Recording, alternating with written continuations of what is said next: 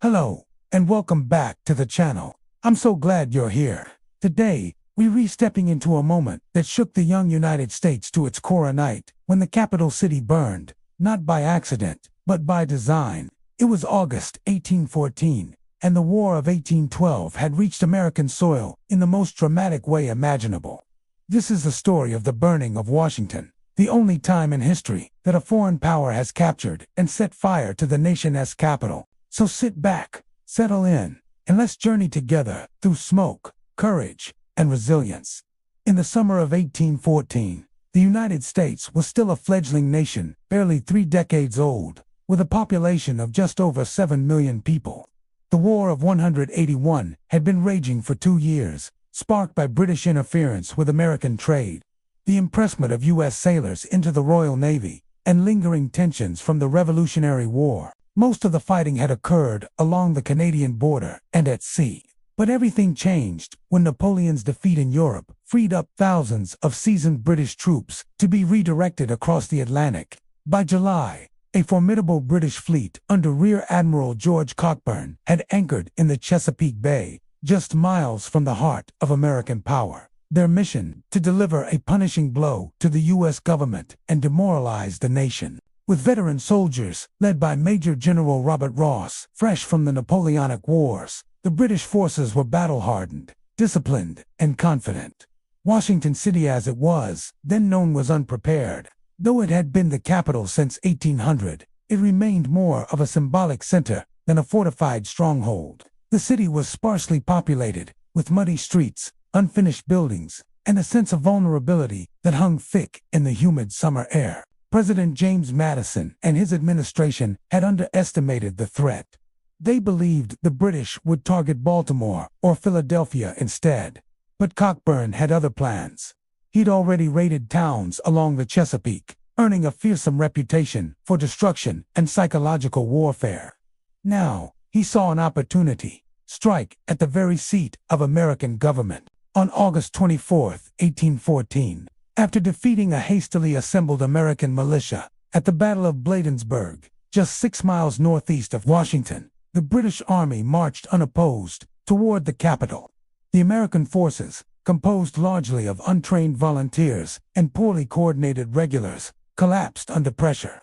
The rout became known as the Bladensburg races for how quickly the defenders fled. As dusk fell, President Madison, who had watched the battle from a nearby hill, returned to the White House to find his wife Dolley preparing for evacuation. With British troops advancing, she famously refused to leave without saving key national treasures. She ordered servants to remove Gilbert Stuart's iconic portrait of George Washington from the wall, cutting it from its frame to speed the process, and packed important state documents into trunks. Only when the enemy was nearly at the gates did she finally flee, carrying the portrait with her. By nightfall, British soldiers entered a nearly deserted Washington. What they found was not a grand metropolis, but a modest collection of public buildings surrounded by open fields and scattered homes. Still, these structures represented the soul of the Republic, and that was precisely why they had to burn. The British began with the Capitol building, though construction had only recently begun on its wings. It housed the Senate and House of Representatives, symbols of American democracy. Soldiers broke into the chambers, piled furniture, and set them ablaze. The library of the House of Representatives, containing over 3,000 volumes, turned into an inferno. The intense heat cracked the sandstone walls and melted glass windows. From there, they moved to the Treasury building, the State Department, and the War Office, all torched in succession. Next came the White House. According to legend, British officers sat down to eat a dinner that had been prepared for President Madison and his guests before setting the presidential mansion alight. They spared private homes, focusing solely on government property, a deliberate act meant to punish the state, not the citizens. As flames engulfed the White House, the glow could be seen for miles. The city filled with smoke and ash. Residents huddled in the countryside, watching their capital burn. For many Americans, it felt like the end of their experiment in self-government. How could a nation so young survive such humiliation? But fate intervened. Just 24 hours after the burning began, a violent thunderstorm swept through Washington, Some called it a hurricane, others, divine intervention. The rain extinguished the fires and flooded the streets. More dramatically, a tornado touched down near the Capitol, lifting cannons into the air and killing several British soldiers. Fearing nature itself had turned against the man, wary of American reinforcements, gathering the British decided to withdraw. They left Washington on August 25th, sailing down the Potomac toward Baltimore. There, they would meet stiffer resistance at Fort McHenry, an event that inspired Francis Scott Key to write the Star-Spangled Banner. But that's another story. In the aftermath, Washington lay in ruins. The Capitol's interior was gutted. The White House's stone walls stood blackened and scorched. Yet, rather than surrender or relocate the Capitol, Congress made a bold decision. Rebuild. We shall build it up again, declared one representative. And they did. Architects returned to their drafting tables. Workers raised scaffolds over rubble. By 1817, President James Monroe moved back into a restored White House, its charred walls painted white to cover the scars, giving the building its enduring name. The Capitol was reconstructed with greater grandeur, including the addition of the iconic dome decades later. The burning of Washington became a turning point, not of defeat, but of resolve. It exposed the nation's vulnerabilities, but also revealed its resilience. In the face of humiliation, Americans chose renewal over retreat.